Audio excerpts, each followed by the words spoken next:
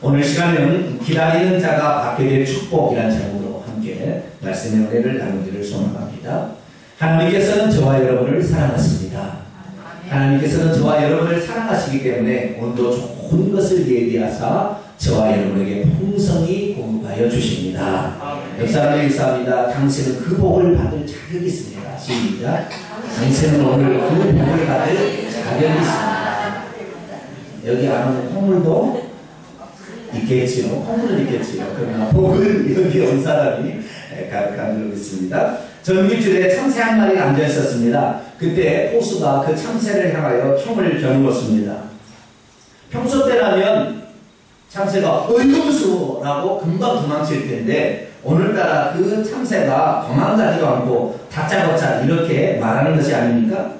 하하하, 날 쏠 테면 쏴봐. 내가 날 쏜다면 이 포동포동한 다리에 장을 찌르겠어. 포수는 하도 기가 막혀서 참새를 향하여 방아쇠를 당겨버렸습니다. 그러자 참새가 뚝 하고 떨어졌습니다. 그런데 포수는 왜 그 참새가 그렇게 용감했는지 궁금해지기 시작했습니다. 그래서 참새의 배를 갈라 확인해 보기로 했습니다. 그랬더니 이게 웬일입니까? 그 참새의 간이 부어 있었습니다.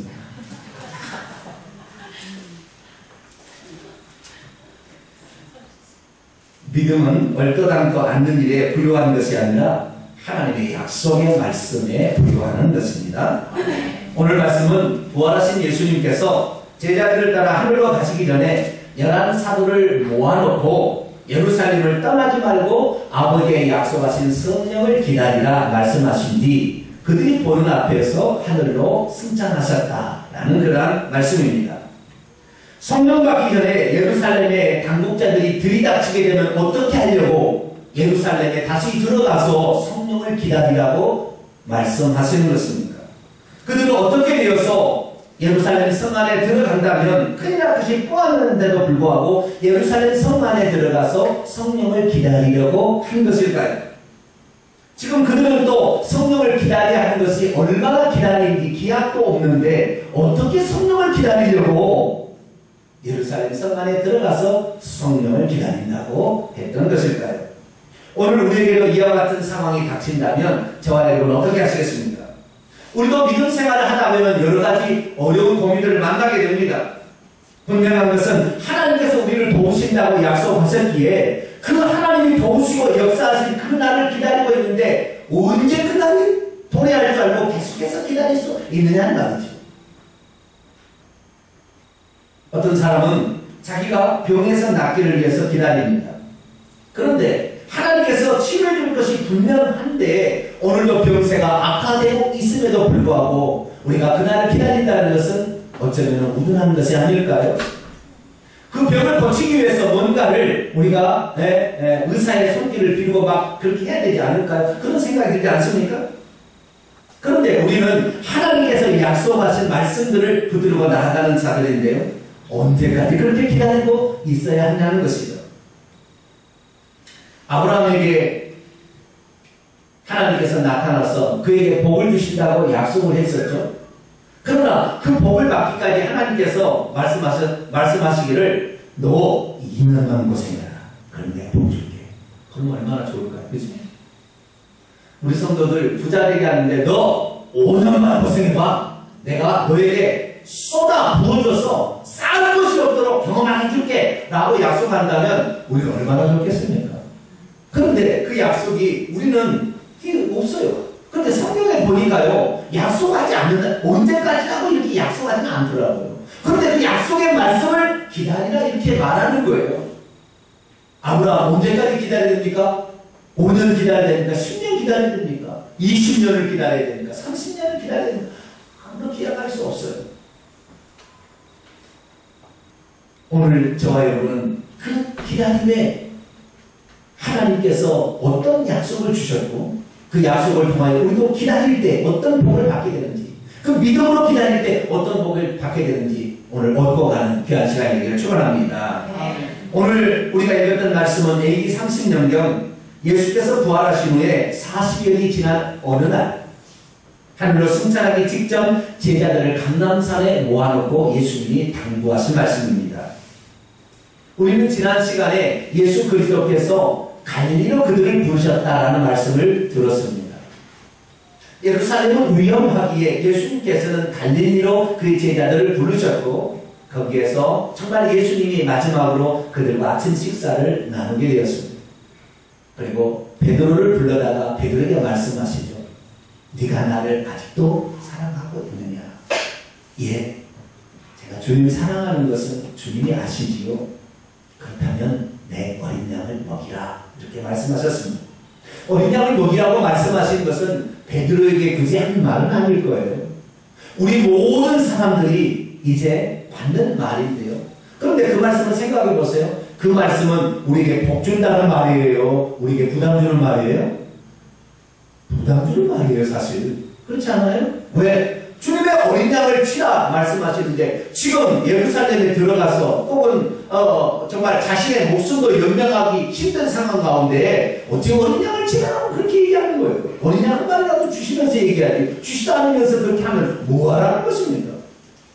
그런데 보세요. 예수님께서 부활하시던 날 그날 저녁에 나타나서 하신 얘기도 뭡니까? 너희에게 평강이 있을지어다 말씀하시고 아버지께서 나를 보낸 것 같이 너희를 보내노라 이렇게 말씀하실 때 그것도 그들을 축복하는 말이에요? 아니면 그들에게 부담 주는 말이에요? 부담 주는 말이에요, 사실. 그런데 오늘 다시 예수님께서 제자들을 모아놓고 뭐라고 말씀하십니까? 저 예루살렘 성 안으로 들어가라. 그리고 그 예루살렘을 떠나지 말고 그 성 안에서 아버지께서 약속하신 성령을 기다리라 그렇게 말씀하고 있습니다. 여러분 생각해 보세요. 지금 이 갈릴리에 갔다가 다시 예루살렘으로 오라는 사인을 받고 예루살렘에 몰래 잠입해서 들어가는 상황에서 예수님께서 그 예루살렘 바로 앞에 있는 감람산으로 제자들을 부르셔가지고 이제 승천하기 직전에 부르셔가지고 마지막으로 주는 말을 지금 하시고 있다는 말이죠. 근데 지금 제자들에게 예루살렘을 떠나지 말고 이곳에 기다려서 성령을 받으라라고 말씀하는 것은 제자들이 그 성을 떠나려고 작정했다는 거예요. 떠나지 않으려고 작정했다는 거예요. 이미 마음속에 무슨 생각이 있어요? 빨리 도망가야지. 이 생각을 지금 하고 있는 상태니까 예루살렘 성을 떠나지 말라 그러는 거예요. 그런데 다시 그 예루살렘 성 안에 들어가라 이렇게 말씀하시고 거기서 성령을 기다리라 이렇게 말하고 있습니다.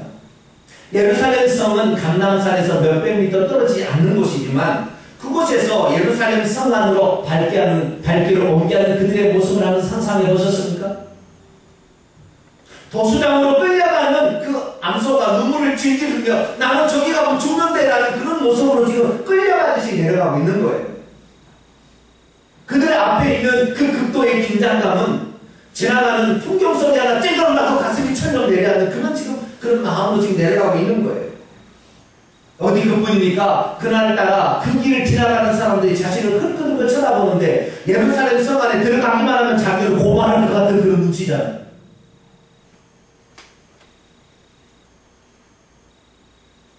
다른 날 같으면 사람들이 바람이 불어서 옷깃이라도 이렇게 둘러쓰고 가든지 아니면은 비라도 내려서 우산은 아니겠지만 자기 어떻게 비를 피해 감으로써 이렇게 자기 길을 바꿀 때도 있는데 그날따라 날씨는 어때요? 화창해요. 얼굴을 떨어지게 볼 수 있는 그런 날씨예요. 얼마나 가슴이 답답하겠습니까? 얼마나 가슴이 착잡하겠습니까? 그들은 속으로 이런 생각을 했을 겁니다. 주님, 성령을 기다리라고 그렇게 성령이 중요하고 성령을 기다리라고 한다면 저 갈릴리에서 기다리면 안 됩니까? 굳이 이 위험천만한 예루살렘 성 안에 다시 들어가서 거기에서 조바친다는 그곳에서 왜 기다려야 합니까? 우리의 고향 안전한 곳, 그 갈릴리에서 성령을 기다리면 안 된다는 것입니까? 왜 굳이 예루살렘 성 안에 들어가서 거기서 기다리라고 하는 것입니까? 사실 주님도 그랬잖아요. 공생애 3년 반을 사실 때 대부분 다 갈릴리에서 사시고 절기 때만 잠깐 예루살렘에 올라오셔서 예수님도 그러다 가시지 않았어요? 그런데 우리에게는 그냥 빈손으로 맨몸으로 들어가라고 하니 이게 무슨 말입니까? 성 안에 들어가면 붙잡힐 일이 뻔한데 어떻게 그 성 안에 들어가서 성령을 기다리라고 말씀하시는 것입니까?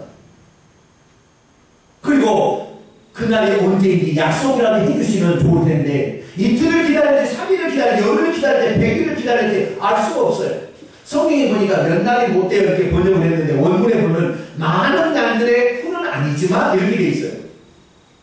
많은 날들의 후는 아니지만 이게 뭐예요? 언제가 될지 기약할 수 없는 날이라는 거죠. 그런데 기약도 없는 그날을 어떻게 기다린다는 말입니까? 최소한 베드로에게는 베드로야 너만 알고 있어. 열흘 있으면 성령이 와. 얼마나 좋겠어요. 근데 아무래도 그런 얘기를 하지 아니하시고 성령을 기다리라 그렇게 했을 때 그들은 죽을 심정이었을 거예요. 한때 예수님께서요 뭐라고 하셨습니까? 너희들을 위하여 이제는 칼을 준비하라고 해놨습니까? 이게 예수님께서 부활 승천을 하시기 직전에 하신 말씀이 예루살렘 성 안에 들어가면 최소한 뭐예요? 너희들을 보호할 단도라도 품에 꽂고 들어갔다가 혹시 너희들을 해치면 단도로 그들을 물리치든지 해서 도망을 쳐라. 아니면 너희들을 지켜줄 파수꾼이라도 하나 사가지고 감시를 좀 시켜서 너희들이 위험한 일을 좀 당하지 않게 해라. 이렇게 말씀하시면 얼마나 좋겠어요. 그런데 그들을 보호하라는 말은 한마디도 하지 아니하고 오직 그냥 예루살렘에 들어가서 성령을 기다리라 말씀하시면 어떻게 한다는 말입니까? 그들은 많은 날 아니어도 하루하루가 너무 불안한 상태입니다. 언제까지 기다린다는 것입니까? 그들은 마침내 이렇게 말하는 것입니다. 차라리 저희를 보고 죽으라고 하세요. 어떤 제자가 말합니다. 이렇게 아무것도 준비하지 않고 무작정 기다리다가 다 비죽음 당하는 거 아니오? 믿음 있는 사람이랄지라도 당장 자신에게 위험한 일이 닥치게 되면 그곳을 피하고 싶고 또 그곳에 가고 싶지 않는 것이 인지상정입니다. 언제까지인지도 그 기약을 알 수 없는 그날을 기다린다는 것은 너무나 힘겨운 일이 아닐 수 없다는 것입니다. 그럼에도 불구하고 제자들은 믿음으로 예루살렘으로 내려가고 있습니다. 그 성 안에 들어가서 성령을 기다리려고 하는 것이죠. 설령 성 안으로 들어가다가 유대 종교자들이 보낸 당국자들에게 붙들려 처참한 죽음을 당한다 할지라도 예루살렘 성 안에 들어가 성령을 기다리려고 합니다. 그날이 언제인지 알 수 없지만 그래도 예수 그리스도께서 말씀하셨기에 믿음으로 그날을 기다리려고 그들은 하고 있는 것입니다. 믿음이란 하나님의 말씀을 순종한다고 해서 당장 좋은 것이 뚝 떨어지는 게 아닙니다. 그렇지 않는다 할지라도 하나님의 약속의 말씀이 주어졌으면 그 약속의 말씀을 붙들고 기다리는 것, 이것이 믿음인 것입니다. 아멘. 이제 열한 사도는 대낮임에도 불구하고 예루살렘 성 안으로 내려가고 있습니다. 하늘로 승천하신 예수 그리스도께서는 하늘에서 그 제자들의 모습을 지켜보고 있습니다. 아무것도 무장하지 않고 그 밝은 환한 대낮에 그것도 이 태양이 내리친 그 눈이 알아볼 때 그때 다시 예루살렘으로 들어가는 그 모습, 주님께서는 어떤 마음을 가질 수밖에 없을까요? 주님께서는 그런 마음일 거예요. 내가 저들을 보낼 때 아무것도 무장도 없이 저들을 보내고 그리고 기약 없이 저들을 보냈는데 저들이 저렇게 순종하려고 하는데 내가 도와주지 않으면 누가 저들을 도와줄 수 있을 것인가? 저는 그때 가보진 않았지만요 이랬을 거예요. 아마 예수님께서 하늘에 바람을 일으켜가지고 먼지가 확 일어나겠을 거예요. 그래서 지나가던 사람들이 왜 바람 눈에 들어가니까 다 옷을 가리고 갔을 거예요. 그래서 제자들 안 보고 있을 거예요. 제 심정은 그래요. 그들이 예루살렘 성 안의 거리로 들어갑니다. 그런데 그날따라 하나님께서 이 제자들을 보호해 주시려고 했는지 모든 사람들이 분주한 거예요. 왜 분주한가 봤더니 이제 10일 뒤에 되면 77절이라는 이 절기가 맥주절이라는 절기가 시작이 돼요. 그런데 이 77절이라는 절기는 무슨 절기냐면 유대인들이 그렇게 추앙하고 받드는 모세가 시내산에 올라가서 율법 말씀을 받은 날이 77절이라고 그렇게 생각합니다. 그래서 그들은 77절이 아주 중요한 절기입니다. 그 전에 예수가 와서 자기 율법을 중요하게 여기는데 아니라 얘기하는 예수가 와서 흐트러놨는데 다시 이 예루살렘을 율법으로 하나 되게 똘똘 만들기 위해서는 이번에 이 7.7절을 절기를 성대하게 지키고 이 율법 말씀을 잘 선포하고 이 율법 말씀을 다 들을 수 있도록 백성을 동원하고 이렇게 하기 위해서 지금 예수님의 잔단 세력을 죽여야 될 그런 상황인데도 이 7.7절을 지키기 위해서 지금 당국자들은 정신이 빠져 있는 거예요. 그러니까 이 당국자들 지나가면서도 이 예수님의 제자 옆에 있는 거 모르고 가는 거 왜? 정신이 거기 있으니까. 할렐루야. 하나님께서는 그 순간에 정말 믿음으로 순종하게 될 때 사람의 눈도 가리우는 거예요. 우리의 눈이 달렸지만 다 본 거 아니잖아요. 그렇죠? 우리의 귀가 있지만 다 듣는 게 아니에요. 내가 듣고 싶은 것만 듣는 거. 내가 보고 싶은 것만 본다니까요. 마찬가지입니다. 하나님께서는 오늘도 믿음으로 순종하는 그 사람들의 모습을 보고 계시는 것입니다. 그래서 그들이 절대 붙들리지 않도록 하나님께서 막아주시고 그들이 기다릴 수 있도록 담대한 용기를 심어주시고 있는 것입니다. 그렇습니다. 믿음이란 도저히 그렇게 할 수 없음에도 불구하고 우리가 하나님의 말씀을 믿고 순종할 때 하나님께서 대신 보호하여 주심으로 하나님의 역사를 경험하는 것, 이것이 바로 믿음인 것입니다. 이러한 사도는 그날을 기다릴 수 없는 상황이랄지라도 믿음으로 그날을 기다렸습니다. 그랬더니 이 11사도는 어떠한 축복을 받게 되었을까요? 첫째, 11사도는요 그들이 성령을 받기까지 단 한 사람도 붙들려가지 않았습니다. 어느 누구도 그들을 고발하지 않았습니다. 여러분 이 뒤에 사건을 보게 되면요 이들이 예수님이 승천하고 예루살렘 성 안에 들어가서 막 통성으로 기도했어요. 전혀 기도에 힘썼다 이렇게 나오잖아요. 그러면 그 마가다락방이 2층인데 2층에서 그렇게 통성으로 부르짖고 기도하면 사람들이 누군가라고 지켜보겠어요? 안 지켜보겠어요? 그걸 봤더니 예수님의 제자가 거기 있으면 고발하겠어? 안 고발하겠어요? 고발하겠지요. 그렇게 통성으로 하나님과 기도하고 난리 법정을 떨었는데도 단 한 사람도 그 장면을 봐서 신고한 사람도 없다는 것이 기적 아닙니까? 우리가 오늘도 믿음으로 하나님의 말씀을 따라서 가게 된다고 한다면 하나님께서는 사람들의 눈을 감기는 겁니다. 할렐루야. 사람들의 귀를 가리우는 거예요. 그래서 어느 누구도 그 장면을 보지 못하게 하고 듣지 못하게 하는 것이 바로 하나님의 역사의 방법인 줄 믿으시기 바랍니다. 뿐만 아니라 그들은 그 마가다락방에 들어가서 기도할 때 믿음 있는 사람만 다 있었게요? 믿음 없는 사람도 있었게요? 네? 다 믿음이 좋은 사람만 있을까요? 그렇지 않잖아요. 야차하면 바람아 빼려고 작정하고 거기 들어간 사람이 있을 거예요. 왜냐하면 너 그냥 아닌데 난 여기 있었는데요. 이렇게 할 사람이 있을 거 아니에요. 그런데 그 사람도 단 한 사람도 그 성령 받기 위해서 기다릴 때 단 한 사람도 도망가지 않았다는 거예요. 120명의 성들이 전부 다 성령을 받았다는 것은 하나님께서 그들의 마음을 다 붙들어 주셨기 때문입니다. 그날을 기다릴 수 있도록 그 인내력을 그들에게 부어주신 것이죠.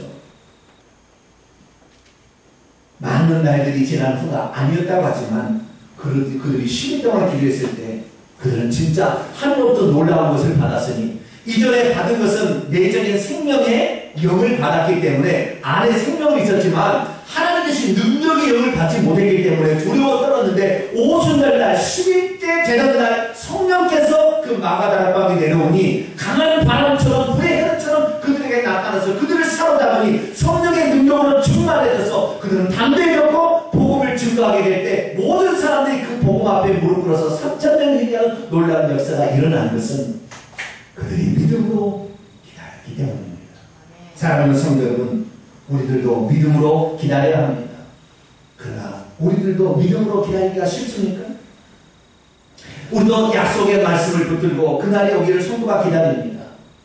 암 말기 환자가 진단을 받았다 할지라도 믿음의 사람들은 그 말기암의 상태에서 하나님이 치료해 줄 것을 기다리는 자가 믿음의 사람입니다. 의사는 말하죠. 당신은 치료받을 수 없습니다. 이게 당신은 이 약 한 봉지 이게 진통제입니다. 진통제. 죽을 때까지 좀 진통 안 하다가 죽는 것이고 당신 자녀들이 좀 부자이면 진통제 주사를 맞아서 죽을 때까지 고통을 참는 것이 당신에게 있는 마지막의 기회입니다. 그렇게 말할 수 있습니다. 그러나 우리의 믿음의 사람들은 어떠냐? 하나님의 약속의 말씀을 믿을 때에 놀라운 일이 벌어집니다. 먼저 하나님 말씀을 한번 볼까요? 출애굽기 23장 25절 26절 말씀 한번 읽어볼까요? 시작. 내 하나님 여호와를 섬기라. 그리하면 여호와가 너희의 양식과 물에 복을 내리고 너희 중에 병을 제하리니 내 나라에 낳게 하는 자가 없고 임신하지 못할 자가 없을 것이라. 내가 너의 날수를 채우리라. 아멘. 나는 아무리 내게 질병이 말기가 됐다 할지라도 하나님을 섬기는 자에게는 반드시 복을 주셔서, 여기 뭡니까? 양식과 물에 복을 주시고 너희 중에 병을 제할 때다, 병을 없애버릴 때다 하나님이 약속했으니 나는 하나님이 내 병을 치유해 주실 것을 기다립니다라고 믿음으로 기다리는 자에게 하나님 어떻게 역사할까요? 그들은 세상적으로 봤을 때는 죽어가야 되지만 하나님을 그 믿음이 강력하게 역사하게 될 때는 암세포가 오히려 생명의 성령이 들어가는 그 세포가 암세포를 괴멸시켜서 더 이상 암세포가 진척을 못하게 꽉 막아버립니다. 할렐루야. 그리고 그 세포, 이 생명의 세포가 이 암세포를 이길 뿐만 아니라 그 세포가 충실하게 될 때 우리는 다시 병에서 낫는 거예요. 할렐루야. 간단한 이치입니다. 그렇기 때문에 우리가 세상 사람이 말하는 거 그거 그대로 따라갈 것이 아니라 우리는 하나님의 약속의 말씀이 주어졌으면 어떠한 상황에 처한다 할지라도 이 약속의 말씀이 이루어질 것이라 하고 그 약속의 말씀을 기다릴 수 있기를 축원합니다. 어떤 사람들은 그렇죠. 의사가 말합니다. 당신의 몸 안에 있는 아이를 임신할 수 없습니다.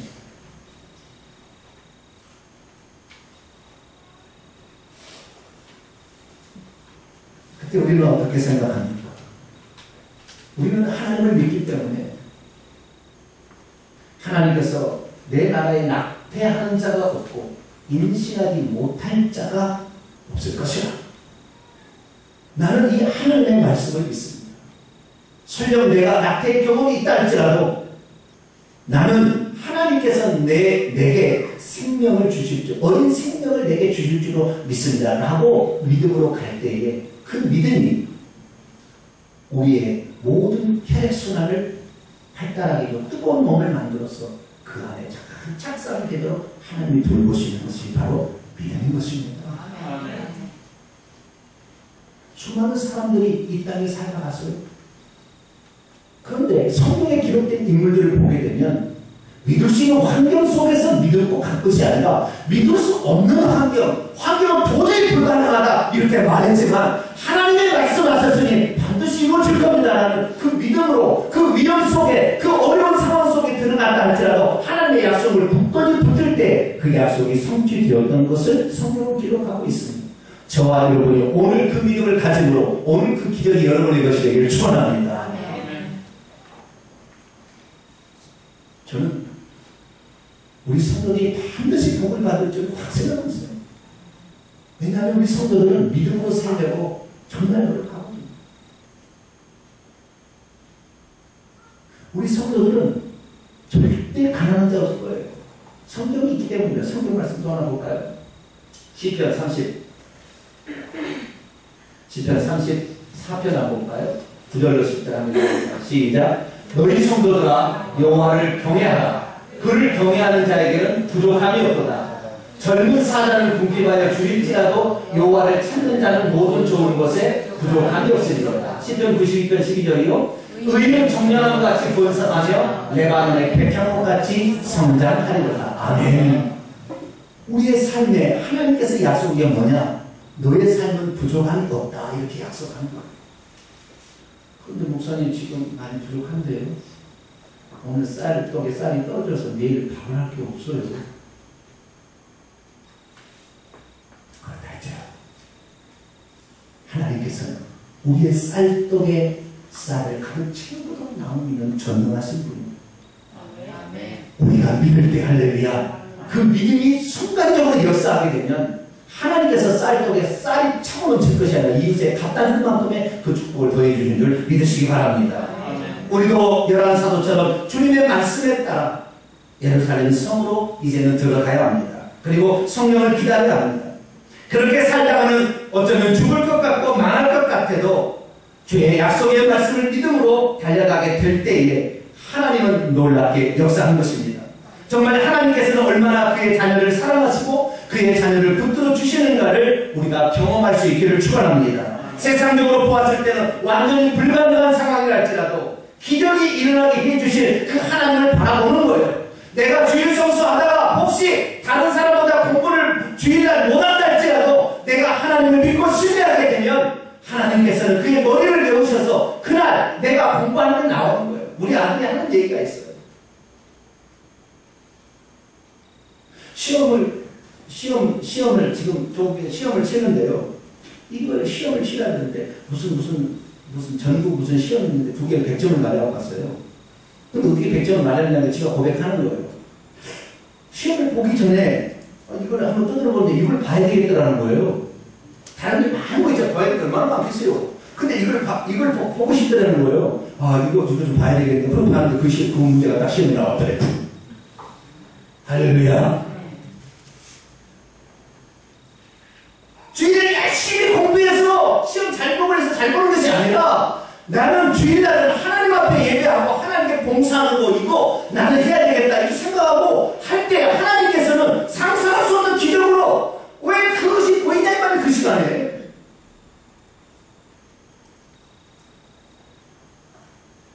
우리 아들이 머리가 아파가지고 수학을 공부를 못했어요.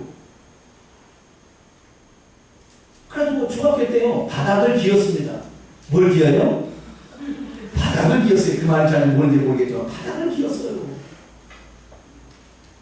그런데요 지금은요 친구들이 자기 모르는데 왜 수학 100점이니까 나는 상상할 수 없는 일이 일어나는 거예요. 왜? 저는요 우리 아들에 대해서 우리 아들이 다른 거 다 치더라도 하나님 앞에 나온 예배 시간만큼은 정신히 해야 된다는 것을 몸에 새겨버렸거든요. 너 복받을만 하다. 할렐루야. 나는 그래서 다른 사람이 뭐라고 공부 못한다 하면 저는 그거 믿지 않습니다. 왜? 하나님께서 어느 날 역사하시면 그렇게 역사한다는 걸 저는 확실히 믿기 때문에 그 믿음이 이 설교를 듣는 제 아들에게도 들어가서 아들이 그런 믿음으로 살더라고요. 우리 성도들도 그런 믿음이 있는 줄 믿습니다. 그런 믿음으로 살아가니까 여러분 혼자가 변화되면 엄청난 사람들이 변화될 수 있는 거예요. 왜? 여러분의 그 살아있는 간증이 사람을 바꾸는 것이기 예수님도 예수님 다서 이게 아니라 여러분 실제로 그 믿음을 통하여 여러분도 경험하시기를 축원합니다. 성경에 기록된 이야기가 아니라 바로 나의 이야기가 성경에 기록될 수 있기를 원합니다. 나도 그런 믿음으로 살겠습니다라고 나가게 될 때 여러분의 이야기를 통하여 수많은 사람들이 이곳에 와서 그래 하나님 통탄명석에 하나님이 살아계시는 교회더라. 통탄명석에 정말 내가 가고 싶은 교회더라. 이렇게 될 때 교회 오지 않겠어요? 오늘 저와 여러분 비록 적은 사람이고 세상적으로 알려진 사람이에요. 오늘도 주님의 약속의 말씀 그래 내가 주님을 감당하면 주님께서는 우리의 삶에 부족함 없이 채워줄 것이다. 나는 절대 물질에 어려움을 당하지 않을 것이고 나의 자녀들의 삶 속에는 본능의 축복이 정말 번성하는 축복 백향목처럼 뛰어난 축복이 오게 될 것이다. 우리 자녀들은요 주일날 공부하지 않아도 시험 당일에는 우리가 이 주일 성수하는 날처럼 점수 더 많이 나올 저는 생각합니다. 할렐루야.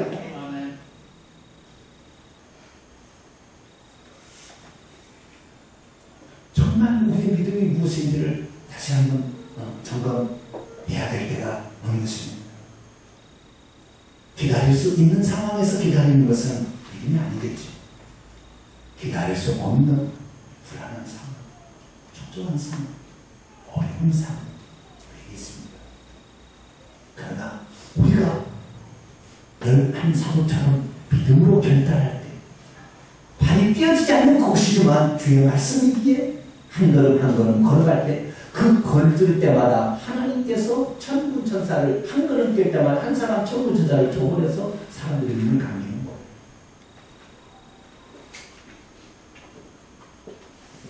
위험할수록 또 하나님께 부르짖고 기도하게 될 때 하나님께서 그 나가다라 바울을 불발과 불병으로 잘 보호해 주셔서 한 사람도 상치 않도록 보호해 주실 뿐만 아니라 모든 사람이 성령의 충만함을 받게 하는 거예요.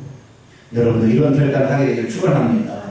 그래서 우리는 이 복을 받기 위해서는요 해야 될 것과 하지 말아야 될 게 있어요. 부정적인 생각을 갖지 말기를 축원합니다.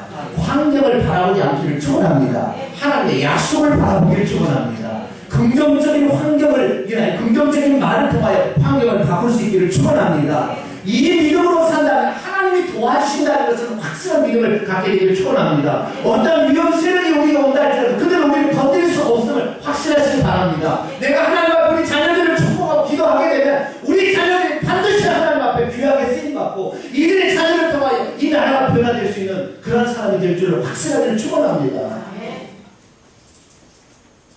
만약에 11사도가 예루살렘 들어가기가 무서웠어. 예루살렘을 가지 않냐고 갈릴리로 갔다고 쳐보십시오. 어떻게 되겠습니까? 과연 그들은 성령을 받을 수 있었을까?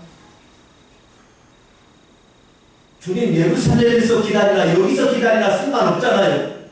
저 안전하고 편한 곳에서 여기서 기다립니다. 과연 성령을 하나님 부어주셨을까요? 오늘 예배 드리기에 어쩌면 힘겹게 여기 온 사람도 있을 거예요.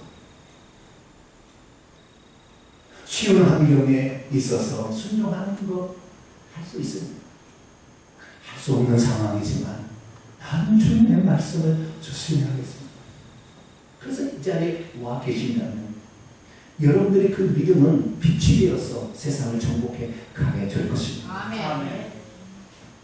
오늘 저와 여러분 다시 한번 믿음으로 살기를 결단하시기를 축원합니다. 아멘. 여러분이 결단하는 그 순간 질병은 내 속에서 점점 녹아서 없어집니다. 아멘. 결단하는 순간 내 몸은 뜨거워져서 임신하지 못한 자도 임신됩니다. 내가 결단하는 순간 하나님께서 내 지혜를 이루셔서 솔로몬보다 더 지혜를 우리에게 부어주십니다. 결단하는 순간 우리의 빛이 너무 강력하기 때문에 악한 힘이 틈타지 못해서 우리가 하는 일에 본성의 축복이 나타나서 우리가 손대는 일마다 잘 될 줄로 믿습니다. 생각지 못한 지혜가 떠올라서 세상 사람이 개발하지 못한 거 하나만 개발하는 수업을 벌듯이 우리 성도들이 개발이 될 줄로 믿습니다. 우리 성도들이 하는 일터 속에서 주님의 역사하신 것을 경험하고 이야 하나님 이렇게 예배해 오실 거라는 것을 감탄하는 그런 일이 일어날 것입니다. 이렇게 하면 살아보십시오. 우리 성도들 믿음으로 결단하여 이런 기적의 주인공이 다 될 수 있기를 간절히 축원합니다. 기도하겠습니다. 거룩하신 하나님 아버지, 저희들도 열한 사도처럼 믿음으로 예루살렘 성 안에 들어가기를 소망합니다. 믿음으로 성령을 기다리는 자가 되게 하여 주옵소서. 내가 믿음으로 순종할 때 하나님의 보호하심을 체험한다는 사실을 알게 하여 주시옵소서. 내가 믿음으로 가게 될 때 성경에 기록된 놀라운 기적들이 그들의 기적이 아니라 나의 기적임을 깨닫게 하여 주시옵소서. 믿음으로 바라고 소망하는 것이 이루어지는 것을 우리 눈으로 목도하게 하여 주옵소서. 우리가 질병에서 깨끗이 낫게 하여 주시옵소서. 우리의 자녀가 지혜로 터득하여 세상을 승리하는 자가 되게 하여 주시옵소서. 아이를 낳지 못한 자가 잉태하게 되는 놀라운 축복을 받게 하여 주시옵소서. 오늘도 주님을 의지합니다. 그 믿음으로 간 우리 성도들 주여 들어서 주시옵소서. 우리 주 예수 그리스도의 이름으로 기도하옵나이다. 아멘.